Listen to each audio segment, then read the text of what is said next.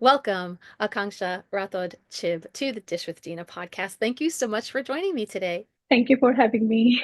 You are one of the lovely humans who have been sent to me on behalf of our mutual colleague Stephanie Talabasa, who I mentioned in a previous few episodes. She was my first ever interview, so I'm really so appreciative of her being the gift that keeps on giving. Yeah, she's a great person. She's my business coach from almost a year now. She's been very helpful to me, great human being. Walk us through a bit of your origin story. Tell us how you even got into this field, and then we'll get into more details as our conversation progresses. Since a very young age, I've been like really, really active. I've been very like outdoorsy, playing all the time. I've been rarely, in front of a television or like, talking to friends or anything. All I wanted to do, is play sport or like play something. I have an older brother, so we used to play all the time. So, that's why I knew that, I love, physical activities. So, when time came for me to choose my own field, I was like, okay, what is better than, doing something that I really, really love? And that's when I was like, okay, I want to do physical therapy. It looks really good. And, it's all about movement science, all of that. So my father introduced me to this field. Initially, I was like a little skeptical, but when I started to, go for, internship before my school, I fell in love with it. What does it entail to become somebody in physical therapy? So we'll talk about first just even getting the credential, and then we'll talk a little bit too about your opening your own practice. So, in order to become a physical therapist, especially if you're from a foreign country, you need to have an undergrad degree in physical therapy, which is bachelor's of physical therapy in foreign countries.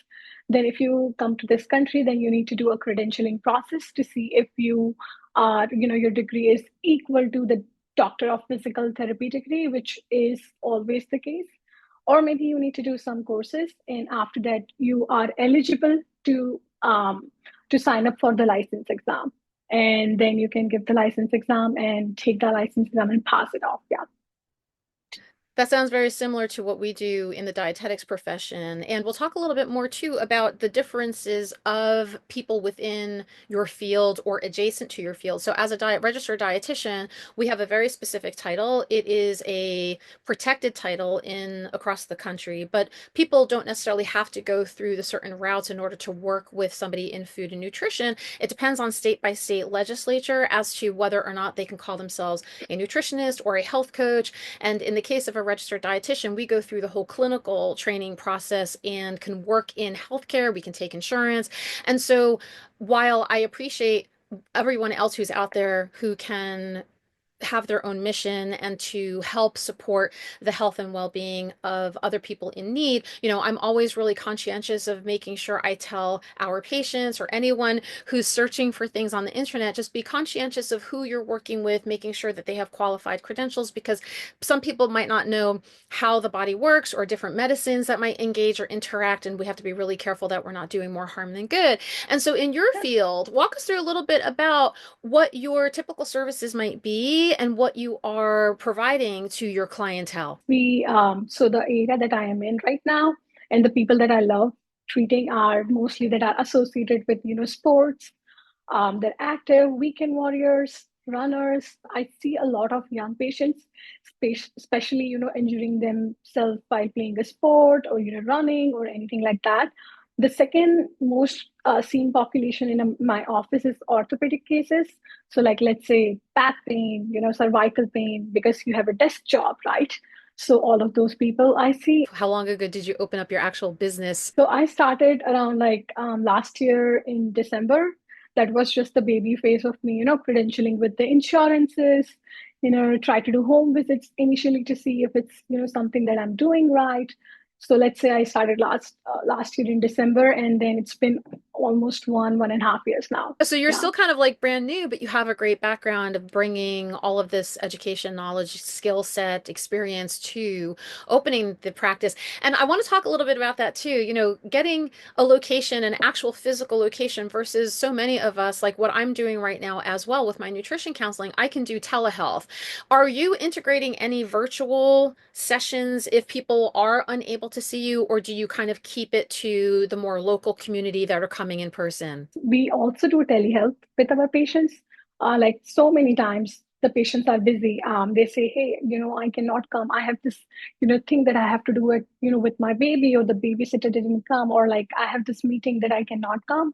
So we accommodate, and then we change their session to televisit, so they do not miss on their progress. So no matter what happens, at least they know that they get some FaceTime with you, whether it's in a virtual setting or in person. I think that's so important to offer options like that. But I also recognize, sometimes it's helpful, especially I think in your field, to be able to physically see somebody and Right. notice things like alignment or form and help correct them too. But you can equally do that through the telehealth portal too.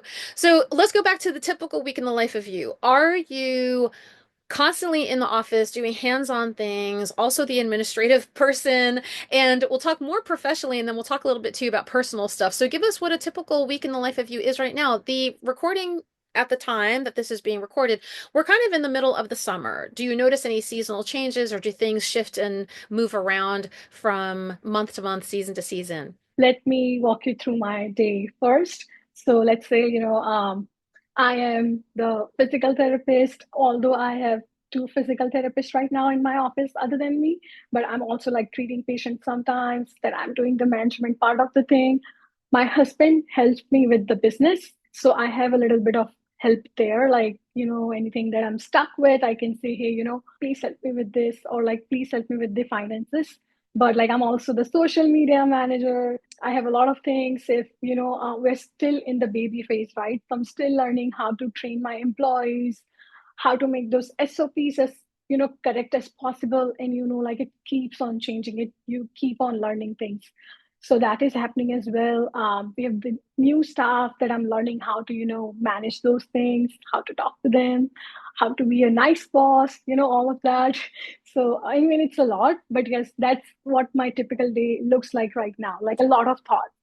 I try to balance it as much as possible, but sometimes it's not I there. want to Yeah. ask a question about the procedures and the more business management end of things. So this is similar to anybody in fields with like health sciences or science backgrounds where we might not necessarily have any information about business administration, marketing, promotion. So where are you learning all of that? Is it through your business coach? Is it through professional development? Is it a networking system that you have of other local businesses? Because some people just don't know how to, like you said, hire and fire and train and do all of the behind the scenes things that are required when you're running a business. So definitely my business coach, helps me with all of the things that I need. All Any questions I have, she's like, okay, this is what we need to do. It's a lot of like nervousness initially. So she helps me with a lot of things, networking and the management side.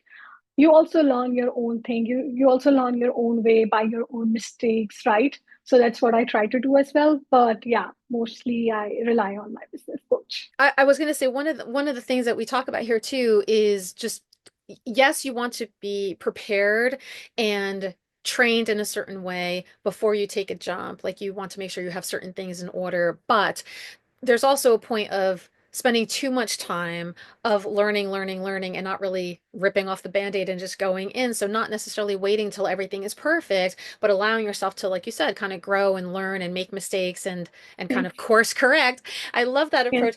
I'm a huge nerd when it comes to things like productivity tools and systems. How are you keeping everything organized, Akanksha? So I try to, make my like calendar on Sunday. I sit on Sunday and then I plan my whole week.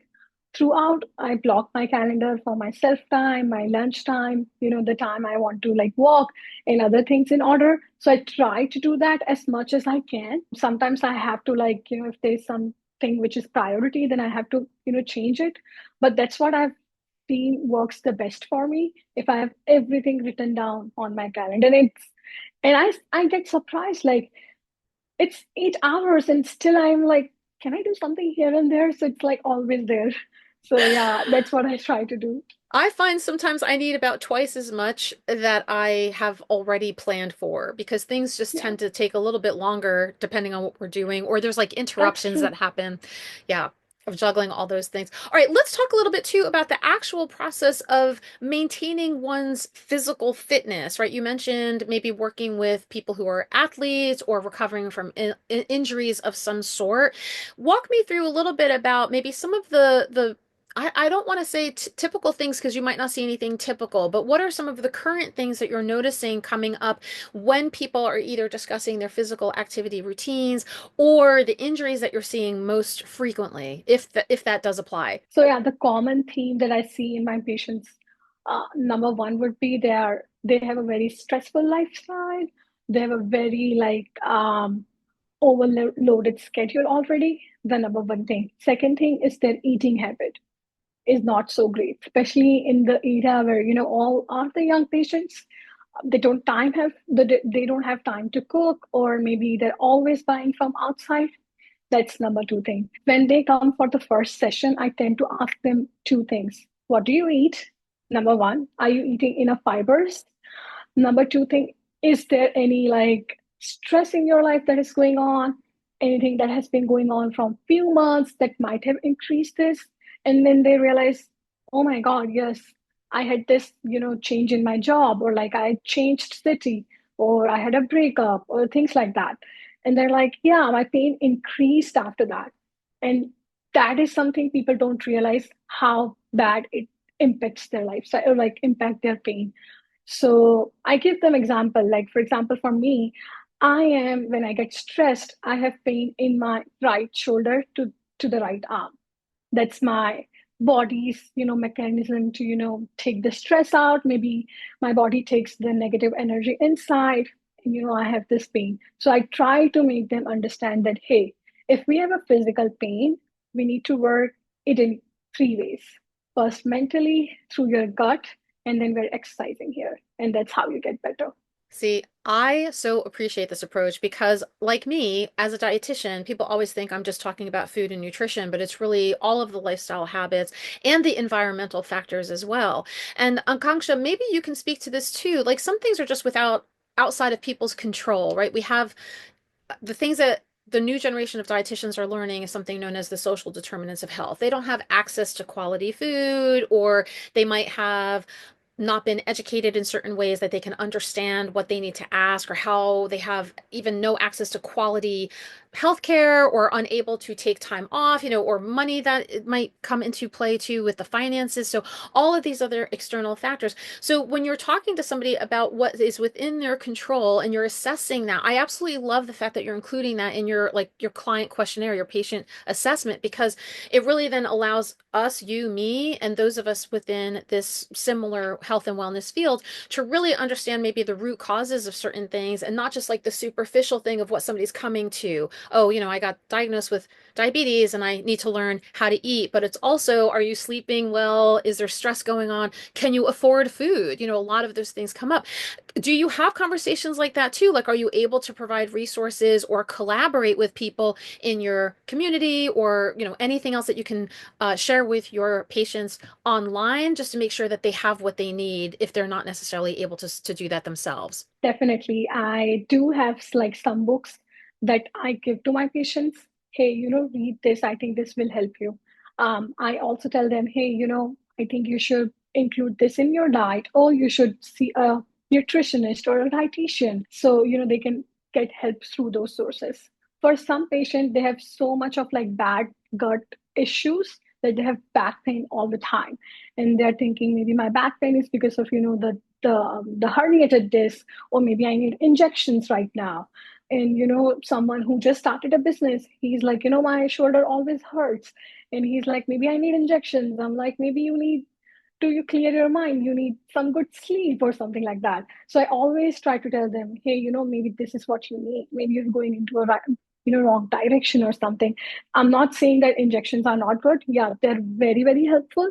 But I'm saying, okay, let's try this as well. Let's try on the basic things as well first. because it's all connected. And that's what I think on the human standpoint, because I was a human like that too, where I would think, oh, I need a quick fix, or I need to go to somebody to help me with whatever this is. And yet I'm not taking care of the underlying causes of things. Like you mentioned with the gut comes up a ton in these episodes of conversations because it really does support our immune system. It ties Yeah. into the brain axis as well. And there are so many factors that it can play a role in, or functions it can play a role in. So I love that you might, do you get feedback like I didn't even think that you would ask me about that? Are people kind of curious or surprised when you ask them about those things?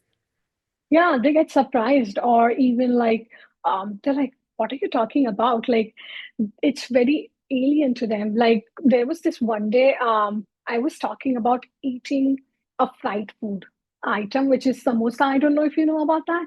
It's Indian food, right? Samosa. I don't know if you know that. I was telling one of my patients, and she was like, you should air fry it. Yeah, I would love to do that.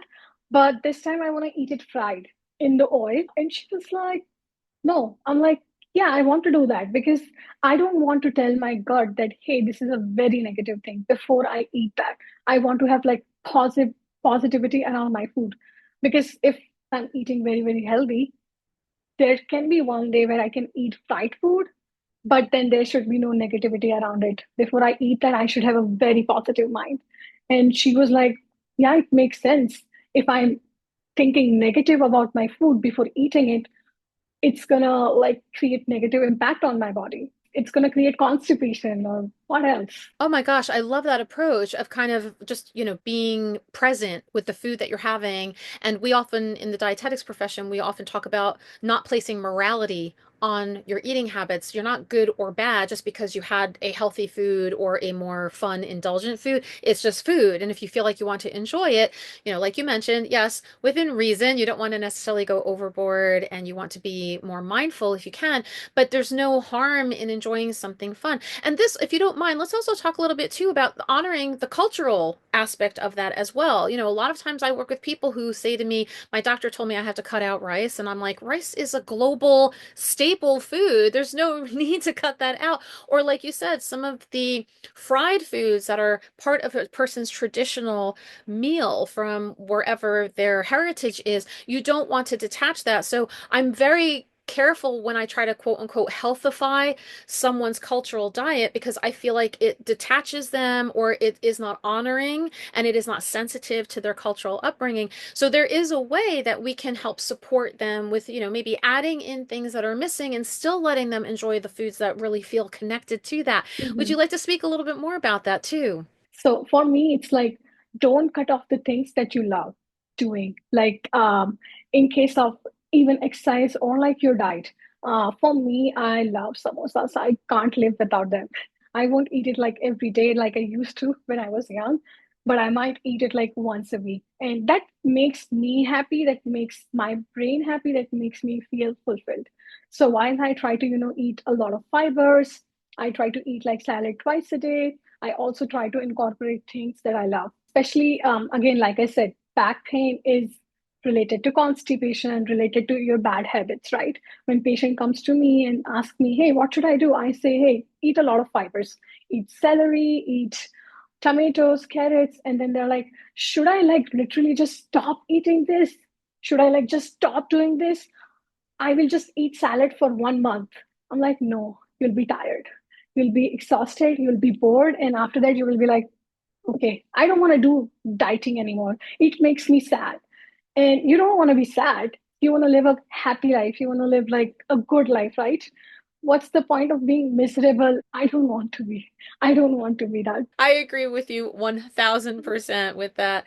Let's talk a little bit about the physical body too. I don't want to necessarily generalize the approach that everybody has here in the East Coast or across the country, but we are becoming maybe a little bit more prone to remote work and and even, decades ago too, I would be stuck in the office at my computer all day or in meetings all day. What are some things, and we're going to put a disclaimer on this too. This is not medical advice, making sure you get cleared by Yeah. your doctor, but just general guidance of what are a few helpful hints or tips that people can take into account, something they can implement maybe even every day to make sure that they are able to honor the health and wellness of their physical being. do a lot of stretchings at home. If you are sitting for, let's say, 8 hours a day, we will say 8 hours because we're also sitting on the couch while watching TV or like doing something right on the phone. So let's say 8 to 10 hours we're sitting every day. That's a constant movement. Our body needs to move in order to increase blood circulation. So, for that, I would suggest everyone to do like 30 minutes of stretching in the morning from upper body till your toes, including your ankles as well. It's going to increase blood circulation. It's going to increase fresh oxygen in your body. Every cell of your body will get fresh oxygen, fresh blood. It will take away all the lactic acid, all the bad, material out of that area and will keep you fresh for the whole day. And trust me, you won't have any back pain after that, no neck pain while you're working, and you will be able to work without any, pain, or like you will be able to focus on your meeting or the work that you're doing because your body is very flexible. You've already increased the blood circulation there. Yeah. So stretching is a must. Movement is medicine. Yes, motion is lotion, as I hear is said Yeah. too. I know, well, like you were saying too, when stress builds up, you can feel it in a certain part of your body. And for me, it's usually my lower back and my hips. And Oh, I really try to, so if I can't do, this is something I try to share with my patients as well. If you can't do 30 minutes in a row, you can still break down 10 minutes or 15 yeah. minutes increments, whatever you can work on. And so when you find yourself doing something that feels a little bit more sedentary and you are able to move around, because I, to this day, I still remember Stephanie, who we were talking about just before, when she was on my podcast saying, when she's on a phone call or when she's on a meeting or when she's on a Zoom or whatever, she would stand up, she would move, she'd put her leg up on the window. She would try to like have her body in different ways versus just sitting down. So that's another way just to kind of get it in. While you're watching television, maybe get up and just stretch and move a little bit. All of these little things, as you were saying, Akanksha, can help with that oxygen and that blood flowing. And as we've come to see too, for people who are managing or trying to manage their blood sugar, their cholesterol, even like 5 or 10 minute bursts of movement can really help with potentially reducing any of those issues or risk factors Um, too. So that's very, very good guidance. I love it. All right, let's switch gears for a second and talk a little bit about the personal side of things. So, as you are running this business and you are still in the beginning parts of it, what are things that you're doing to hopefully lead and live by example, but also just manage your overall well-being? What are some of the routines that you have for yourself? And what are some of the boundaries that you set for yourself as well? the first year was a lot of ups and downs. I was very nervous throughout the way. I was not eating well, that's for sure. And I increased a lot of weight, which I realized. And now when I eat, I don't watch anything. I don't work on anything. I'm not doing anything. I'm just eating. That's one healthy habit that I incorporated. Eating a lot of fiber helped me a lot because it helps my stomach digest my food really really fast, and now I'm able to think very much better. I have a great sleep because of that. I don't eat after 5 p.m. Most of the days. It helps me with the sleep. That's the first thing I changed in my life. Great impact. Second thing, walking. I try to walk in the middle of the day because it helps me, clear my thoughts, break that cycle of continuous, email chains, continuously thinking, finding things. So that's something that I incorporated and helps me a lot. I don't take my work home now very often. So that's I try to do. Sometimes it's, not possible, but I try to do it as much as possible. I try to do the things that I love. Like I play games. I try to play arcade games. I try to play like pickleball, swim. I'm learning swimming now. So I'm doing things which, physically helps me. And I love playing sports. Like I said, I love playing and I love to be around people.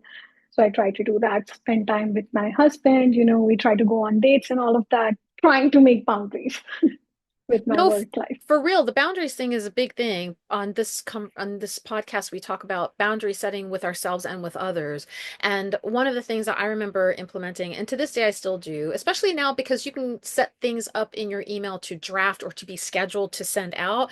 So I always tell people you can reach out to me whenever you want. You can text me at 2 in the morning. Doesn't mean I'm going to get back to you at that time because I shut things off. I shut things down after a certain point of the day. And sometimes if I feel like I need to empty empty my brain out, I'll do that. But other times I really try to just say, okay, no more touching the screens, no more scrolling Yeah. through the things, no more coming up and trying to answer emails. Or, like I said, if I want to, I'll schedule it for tomorrow or for Monday And to go out to the person yes, so that yes, yes.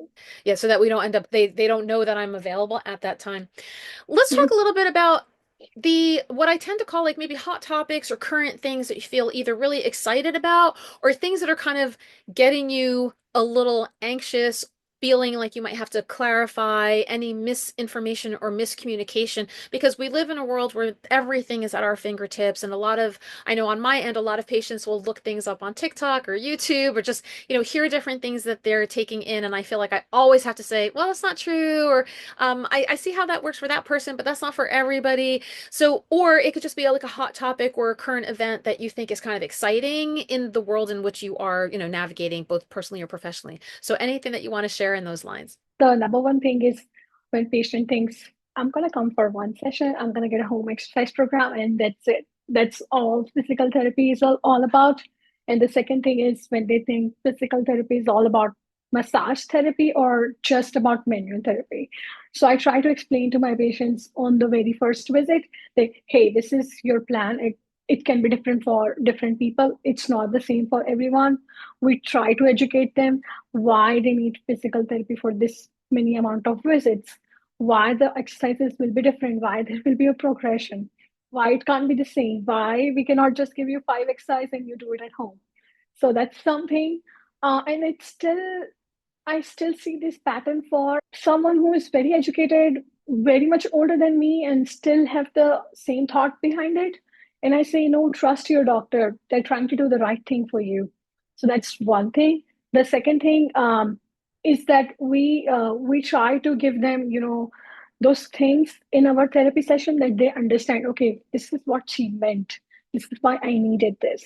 There are some time when patient comes to us from a different place and they're like, I did PT and it didn't help me. And then I asked them, how many times did you do, or like what did you do? They're like, I did it for 3 sessions. And then I was like, this is what I can do at home.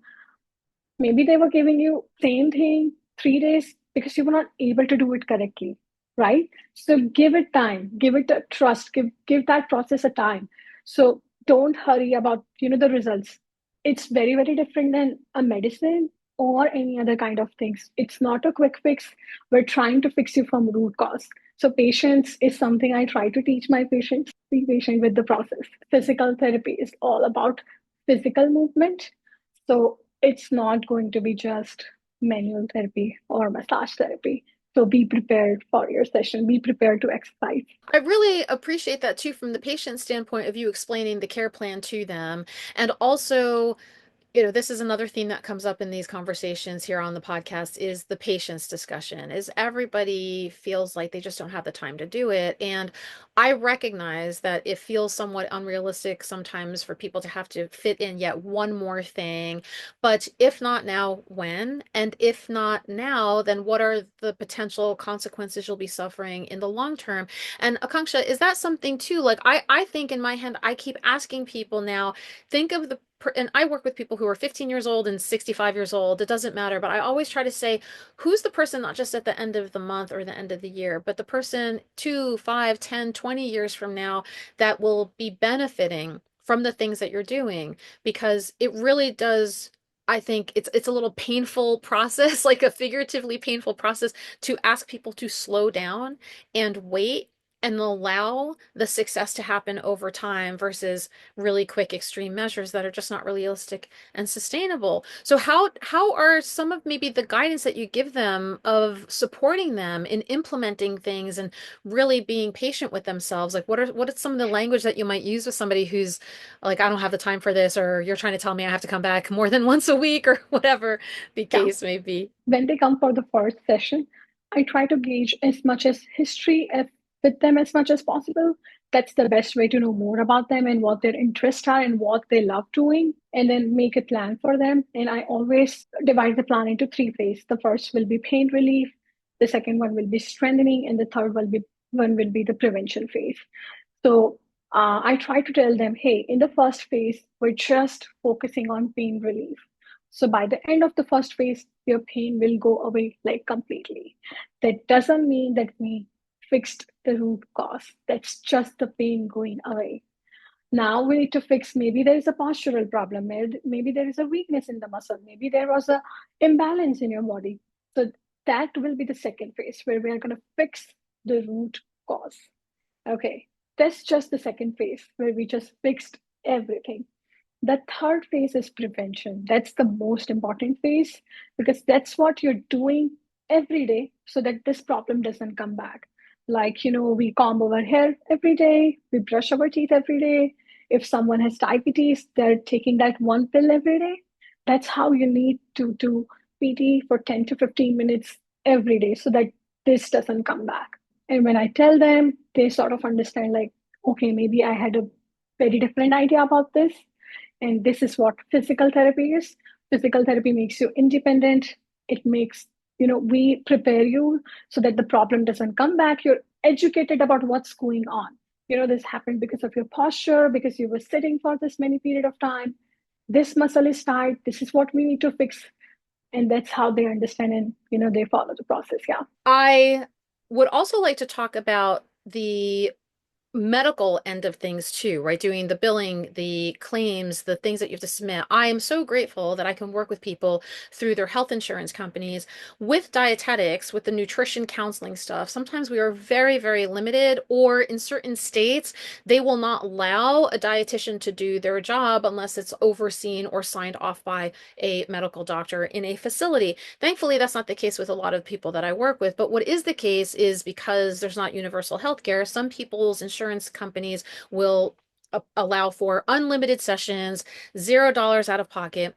Other insurance companies will only limit things to, like, 3 visits and that's it. And to, not to get into a heated conversation about just the system itself, but it really feels kind of painful to have to rely on a different entity to decide whether or not something is medically necessary or necessary in general. So do you find that there are some limitations when it comes, like, there's, you only have 12 visits or 26 visits a year? Can you share with us a little bit about how you kind of navigate that whole world? Because the patient might not know what is available to them, or why things might be different, or why they're getting denied something. The reason why I wanted to take insurance was to, be available to everyone. So, there's a big pool of patients that, can see me in an affordable rate. And also we give them, quality care. But yeah, that comes with a lot of restriction as well from the insurance.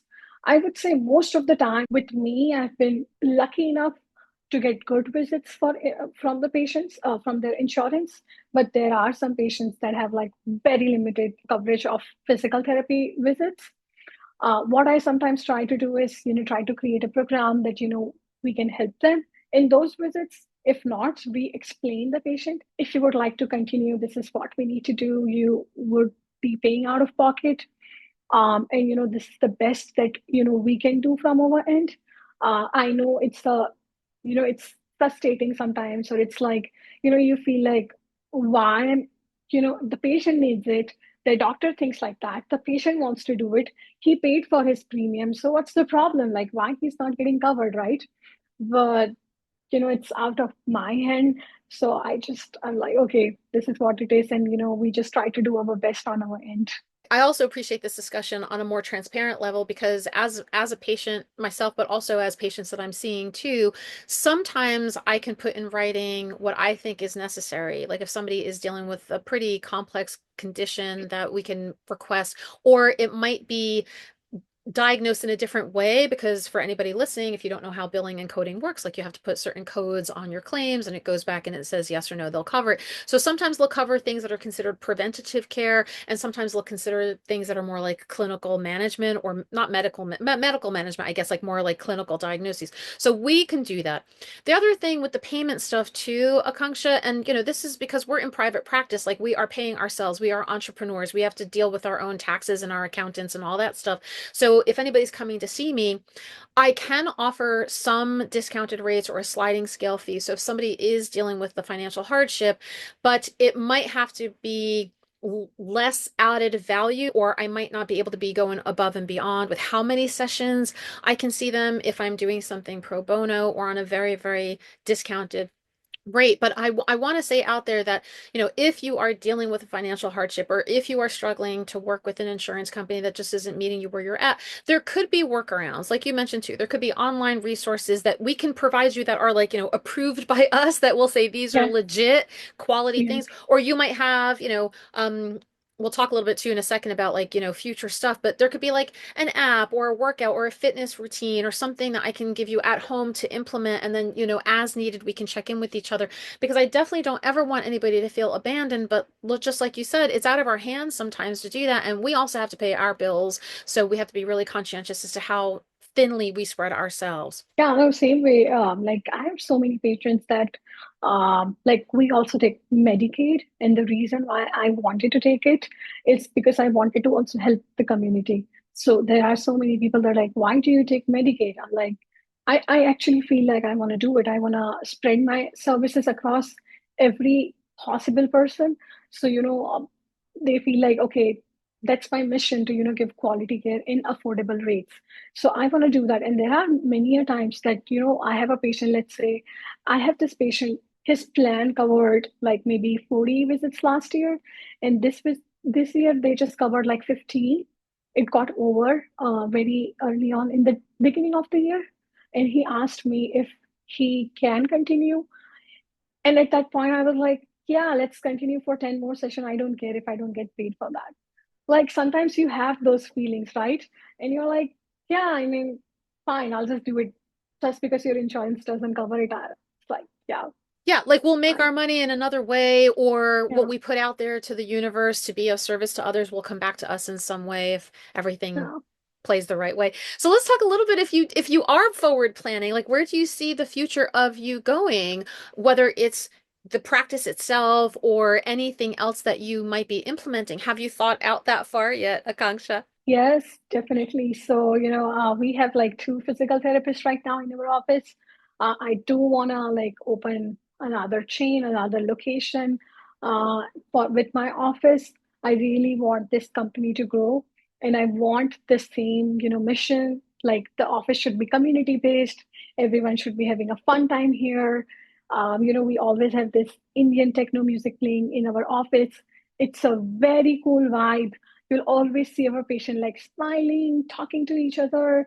We always try to make sure that they feel loved here. They feel that, Indian hospitality in our office. So I try to make that possible, as much as I can. And I try to like tell my team, hey, this is what we need to do. This is how our office is going to be different than other offices. Because I think nowadays people think in network office, it's going to be boring. It's going to be like not quality care, or it's going to be something else. So I really want to change that.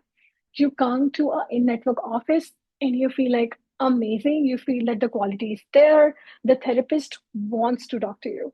The therapist is not, busy or like, yeah, whatever.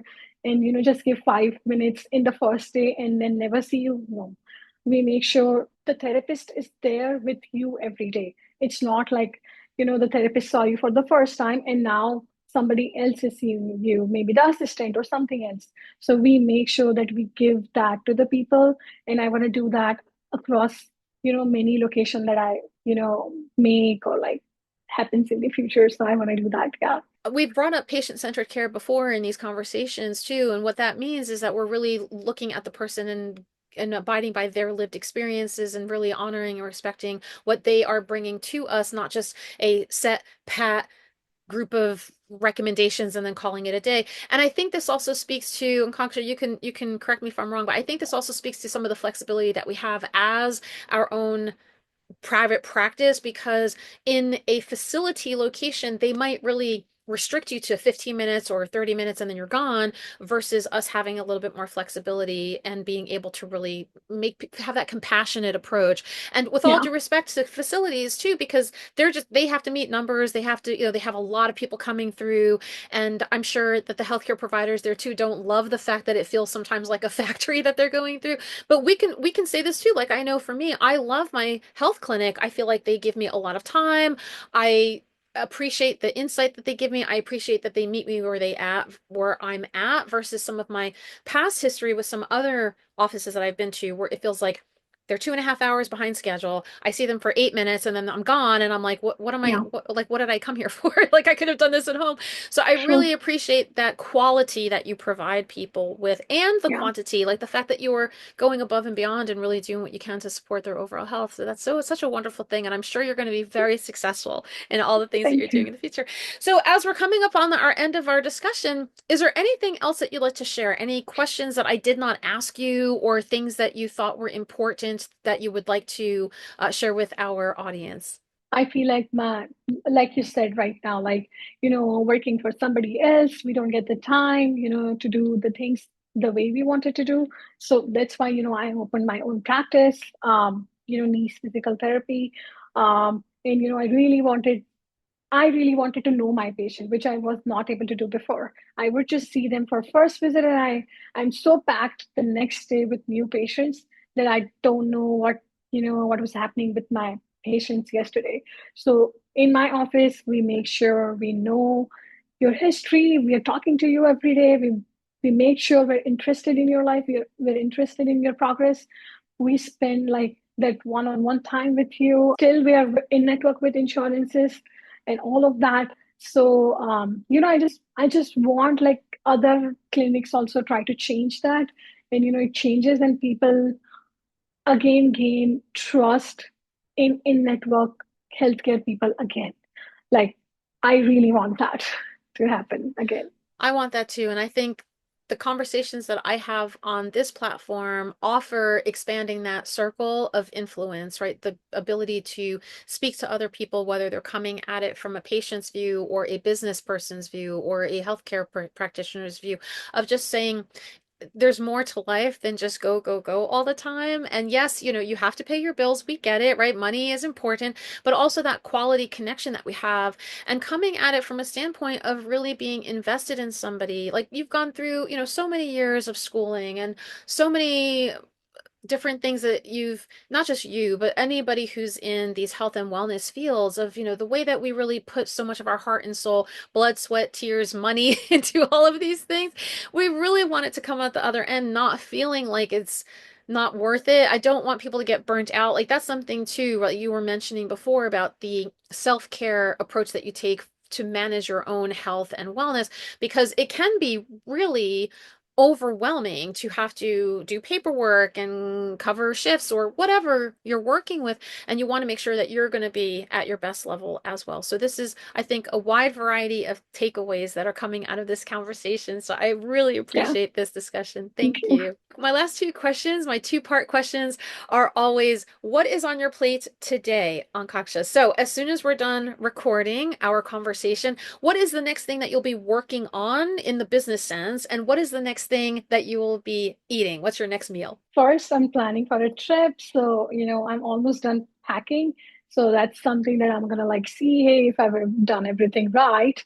But just after this, I'm gonna be meeting my team. We're gonna have a meeting. We're gonna have a great time. We're gonna plan for this week. That's one thing. I'm hiring, so I have like two interviews that I have to do. That's the most tough part, but I have to do it. So that's what I'm gonna do. And third thing is we're gonna have a workshop in our office. So we try to do a workshop in our office to, try to educate each other on a specific topic. Like the running season is here, right? So we're gonna like have a workshop on like what we can do best for runners. Each physical therapist will get their own ideas, exercises, their own theories on how we can help them better. So this is what we're gonna do today. We try to cook like every day.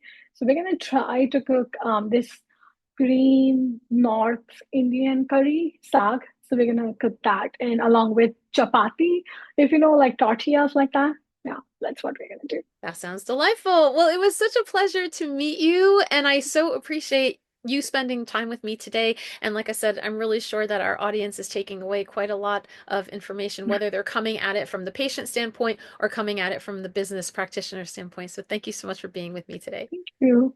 Likewise. Thank you so much.